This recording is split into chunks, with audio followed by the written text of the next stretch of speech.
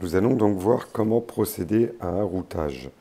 La première chose à faire, c'est d'ouvrir le logiciel de météo qui est Squid pour télécharger les fichiers météo. Donc là, je l'ai déjà fait pour gagner un peu de temps. Vous voyez, on sélectionne une zone et on va télécharger les fichiers météo pour une durée donnée. Donc là, j'ai demandé sur cette zone toutes les prévisions entre aujourd'hui et 10 jours, qui est l'échéance maximale que je peux atteindre.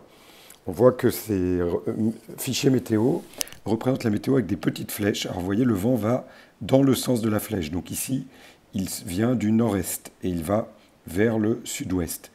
À la base de ces flèches, il y a des barres. Une grande barre représente 10 nœuds, une petite 5 nœuds. Donc ici, nous avons 25 nœuds.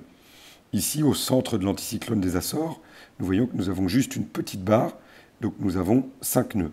Ici, nous n'avons pas de barre du tout, juste une micro-barre pour montrer la direction du vent. C'est une zone de vent très très faible. D'accord ? On voit bien ici la zone de vent très faible du poteau noir qui s'affine à mesure qu'on va vers l'ouest. Ce fichier météo, je vais l'importer dans mon logiciel de routage qui est Adrena. Donc on va pouvoir le faire apparaître sur la même zone. Voilà. Et je vais ensuite calculer un routage. Donc, calculer un routage, je vais choisir une date, un point de départ. Donc, je choisis donc Initiative Cœur, qui est la position du bateau que j'ai reporté sur la carte. Un point d'arrivée. Donc là, je choisis Salvador. Une polaire. La polaire, c'est l'ensemble des performances attendues du bateau selon l'angle et la force du vent. Un grid, donc c'est le fichier de vent que je viens de télécharger et je vais lui demander de calculer. Et on voit qu'il va calculer pour chaque échéance de temps tous les points auxquels je peux me trouver selon le vent attendu et les performances du bateau. Donc il calcule, vous voyez, les petites barres de vent évoluent avec le temps et il va vers Salvador de Bahia. Là, il s'arrête au bout de 10 jours, puisque je n'ai pas de fichier de vent au bout de 10 jours, et il me dit que dans 10 jours, je serai à 266 000 du but.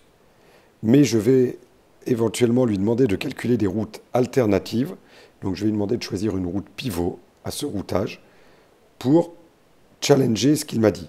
Par exemple, je vais lui dire, je voudrais passer un peu plus à l'ouest,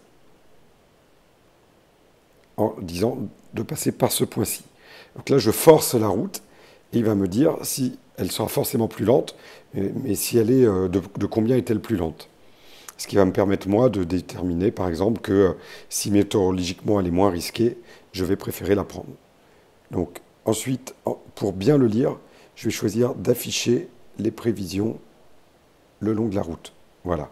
Et là, ça me donne une bonne lecture. Donc on voit que ma route pivot n'était pas une bonne idée, puisque dans 10 jours, je serai encore à 500 000 du but.